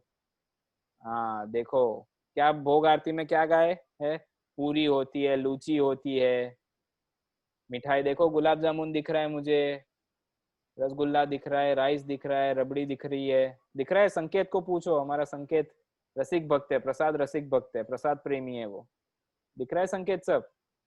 तो इस प्रकार से कृष्ण बलराम ने ग्वाल बालों के साथ बैठकर बहुत सारी जगहों पे वन भोजन किया है, लेकिन यहाँ पे आपको प्रूफ मिलता है कि किया भी है कि नहीं। जिस दिन ब्रह्म विमोहन लीला हुई वहां पर भी ये लीला हुई थी। क्या देखा ब्रह्मा जी ने? अरे इसको, इस बालक को देखो, ये अपने आप को भगवान कहता है, और भगवान क्या कर रहा है? क्या देखा ब्रह्मा जी ने जिससे विमोहित हो गए? मधु मंगल। अब देखिए ये जो अभी हमने देखा, उससे पहले ये होता था कि भगवान के सारे ग्वाल बाल भी वैष्णव है, ठीक है, मधु मंगल ब्राह्मण है, इसलिए वो हमेशा कृष्ण पे रोप जमाता था, ए ज्यादा नहीं बोलना, ब्राह्मण हूँ, श्राप दे दूंगा। तो कृष्ण नहीं, ब्राह्मण देवता आप प्रसन्न रहिए, आप मेरे 2 लड्डू आप ले लीजिए, लेकिन आप प्रसन्न रहिए प्रभु। तो कृष्ण बलराम को प्रेमवश, हम साधक तो हमारी शुद्धिकरण के लिए भगवान को भोग लगाते हैं, लेकिन कृष्ण बलराम के ग्वाल सखा प्रेमवश अपनी मैया से कहते थे आज टिफिन में बेस्ट आइटम देना। हमारी तरह नहीं 4 रोटी और थोड़ी सी सब्जी लेके निकल गए। हाँ हम लोग क्या टिफिन में लेकर जाते हैं? माता अगर सुबह कभी जल्दी हो गई तो रोटी पे घी भी नहीं लगाती, रोटी भी नहीं बनाती, चावल और दाल ले जाओ, या लास्ट में बोल देती है आज भारती मैनेज कर ही ले जाओ, आप अपना मैनेज कर लो, मुझे बहुत लेट हो गया, मेरी आंख नहीं खुली, मैं नहीं बनाऊंगी। सो ऐसा नहीं था। ब्रज की जो बड़ी गोपियां है वो अपने बालकों का तो बहाना बना के कृष्ण बलराम के लिए टिफिन भेजती थी, और वो पूछती थी रोज शाम को आने के बाद, टिफिन खोल के सबसे पहले क्या किया? तो बालक कहते थे कि मैया हमने तो लाला को खिलाया। बोले हाँ ठीक है, फिर ठीक है। सो सब लोग भगवान को पहले भोग लगाते थे प्रेमवश, समझिए, हम तो मजबूरी वश लगाते हैं ना। हाँ संकेत, कभी पिज्जा बन गया, अरे यार भोग लगाएंगे ठंडा हो जाएगा, गरम पिज्जा खाने में अच्छा लगता है, जल्दी करो, अभी तो रखा, टिंग टिंग, अभी रख के वापस नहीं आए और वापस चले गए, 1 सेकंड भोग नहीं रखते। और कभी मान लो 2 केले और 2 एप्पल लगाए तो 15 मिनट पड़ा रहता है भगवान के पास, वो खाने में रुचि नहीं है, भूल भी जाते कभी कभी, अरे भोग भी लगाया, खोलो खोलो पर्दा, पिज्जा भोग लगाया तो तुरंत निकालो, गरम गरम खाना है हमें, राइट। सो हमारे जैसा भाव नहीं है ग्वाल वालों का। सो वो लोग हर एक चीज कृष्ण को, ठाकुर जी को खिलाते हैं। तो ब्रह्म विमोहन लीला में क्या देखा ब्रह्मा जी ने कि ये ग्वाल बाल जो कृष्ण नंद का लाला है, वो बोलता है वो पूर्ण पुरुषोत्तम परमेश्वर है, लेकिन पूर्ण पुरुषोत्तम परमेश्वर का एक तुच्छ कार्य देख के ब्रह्मा जी को समझ नहीं आया। क्या देखा? तो उस दिन मधुमंगल ने छाछ लाए थे वो अपने घर से विशेष, तो छाछ भगवान को दी, तो भगवान ने बोला अरे ब्राह्मण देव आप पहले लीजिए, आप भोग लगाइए पहले, आप ग्रहण कीजिए, फिर मैं लूंगा आपका प्रसाद। तो मधुमंगल बोलता है अच्छी बात है। तो मधुमंगल पूरा घड़ा अपने मुंह में डालता है। अब मधुमंगल का ये है कि शुरू किया तो बस अंत, हमारी तरह नहीं एक घूंट छाछ पी के छोड़ दिया। मधुमंगल जा रहा है, कृष्ण देख रहे, अभी देगा, अभी देगा, अभी देगा, अभी बोलेगा, अभी। अब कृष्ण देख रहे घड़े के अंदर, अरे लगभग खाली होने आया, तो कृष्ण जब पूरा खाली कर दिया, और अब खाली कर दिया तो आप देखें कुछ लोग ऐसे होते हैं जो कंटिन्यू पानी पी सकते हैं। आप में से कोई है ऐसा? मान लो बॉटल लोटा कुछ घड़ा लगा है तो कंटिन्यू डग डग डग डग डग पी लेते हैं।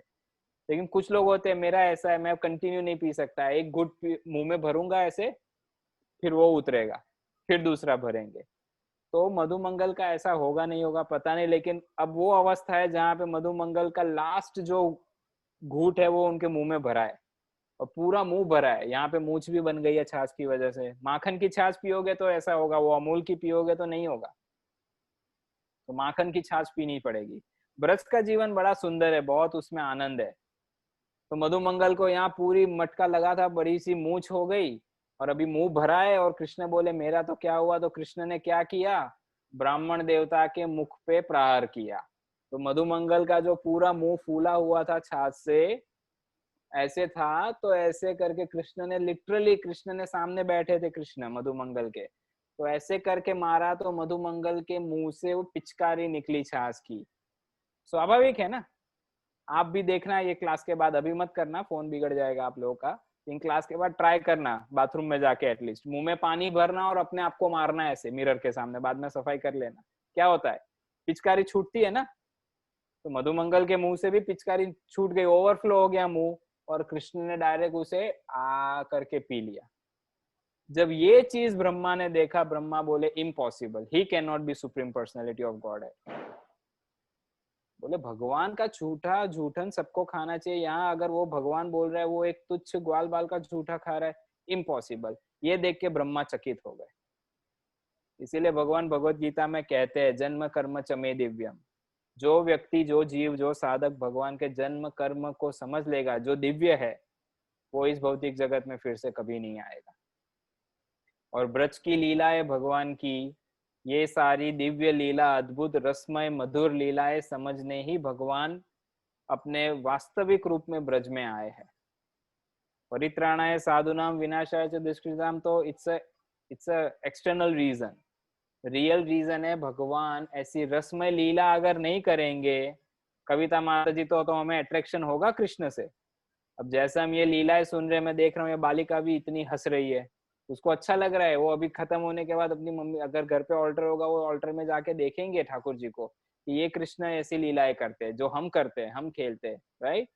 तो बाल चापल्य लीला, भगवान की बाल चापल्य लीला इसीलिए प्रसिद्ध है क्योंकि वो सबसे ज्यादा आकर्षित करती है एक साधक को, एक जीव को, राइट।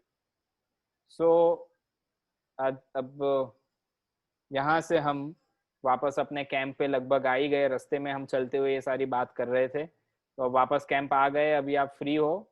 लेकिन इस्कॉन में नियम है, क्या बोलते हैं महाप्रसादे गोविंदे में, से अन्नामृत पाओ और फिर सो जाओ।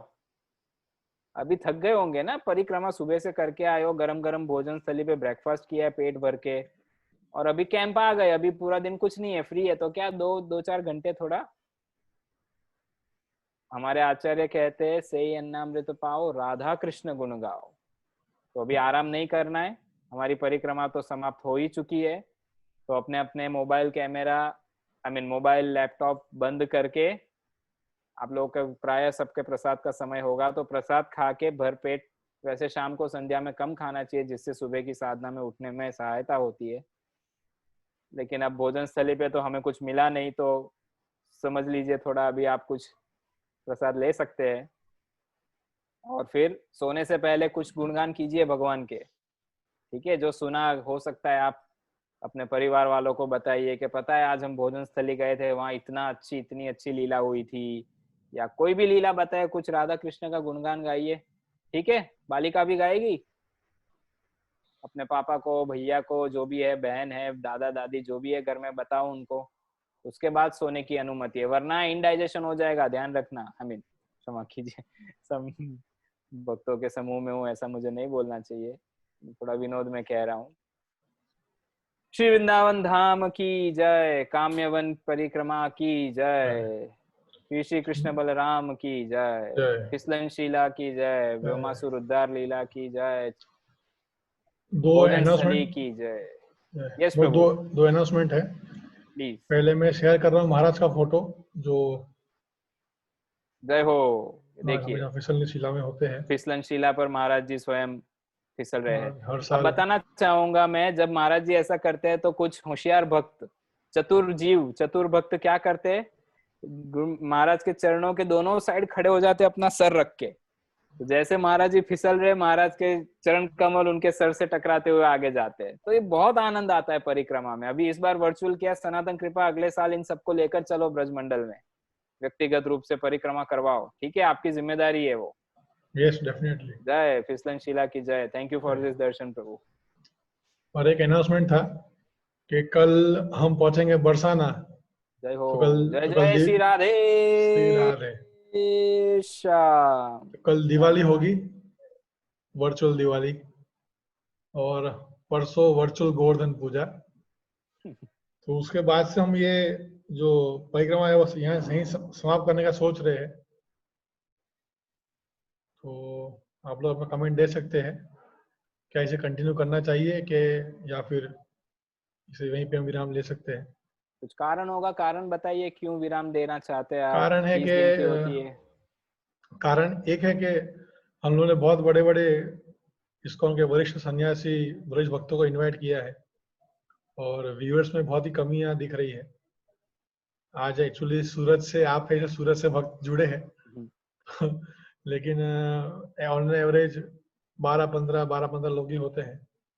तो क्योंकि वरिष्ठ भक्त है तो उनके सामने ऐसा अच्छा नहीं लगता, हालांकि वो विनम्र है, ऐसे वो दे देते हैं, वो लोग कुछ बोलते नहीं है, लेकिन उनका एंगेजमेंट ऐसी जगह पे होना चाहिए जहाँ काफी भक्त हो, जहाँ उनका अच्छा एंगेजमेंट हम दे सके। ये एक ही मुख्य कारण है, इसलिए हम सोच रहे हैं कि क्या किया जाए आगे। तो जो रेगुलर भक्त है वो बताइए, गेस्ट डिवोटीज को अपना अभिप्राय ना दे, क्योंकि आप गेस्ट डिवोटीज है लेकिन जो रेगुलर डिवोटीज है वो कुछ बता सकते हैं सनातन कृपा प्रभु को, कमेंट करके बताइए, या अनम्यूट करके बोलना है तो बोल सकते हैं, या कमेंट में लिख सकते हैं। जारी रखनी है, आप लोगों की अनुपस्थिति के कारण मैनेजमेंट ने ये निर्णय लिया है तो परिक्रमा को रोक दिया जाए, जो अच्छी बात नहीं है। नो प्रभु जी, हरे कृष्ण प्रभु जी, नहीं।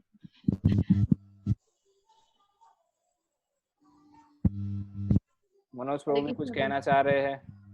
नहीं करिए, इसको लगातार जारी रखिए। जारी रखिए।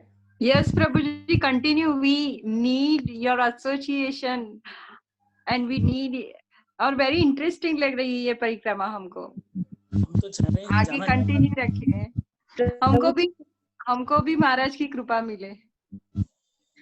हरे कृष्ण प्रभु जी, जारी रखिए। अच्छा लग रहा है, परिक्रमा में घूम रहे हैं ऐसा लग रहा है। रियल घूम रहे हैं ऐसा लग रहा है जी। तो देखिए सनातन कृपा प्रभु, काफी भक्त तो चाहते हैं परिक्रमा जारी रहे, आप बात कर लीजिए बाद में उनसे, मैसेज भी लिख रहे कुछ वक्त, कंटिन्यू कीजिए। Hare Krishna Prabhu ji, please continue. Hare Krishna Prabhu ji, please continue. Okay, आप लोग की इच्छा पूरी करने का प्रयास करेंगे। प्रभु जी पहली बार लेकिन परिक्रमा करने का मौका मिला, वो भी वर्चुअली आप बंद करवा रहे हैं।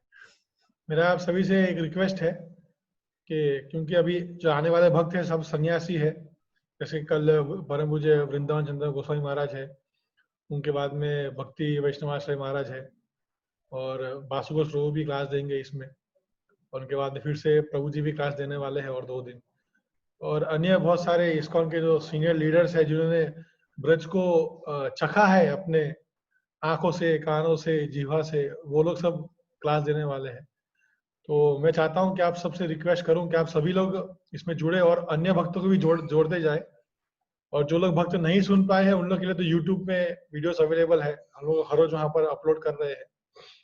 तो एक अच्छा अपॉर्चुनिटी है हम सभी के लिए, क्योंकि कल भी जैसे कि ब्रजभूमि प्रभु जी आए थे तो वो बद्रीनाथ से यहाँ पर खाली क्लास देने आए थे वृंदावन में, स्पेशली हमारे क्लास देने आए थे वो, तो एक ऐसा रिस्पेक्ट हमें देना चाहिए इन वरिष्ठ भक्तों को, क्योंकि वो हमारे लिए मेहनत कर रहे हैं।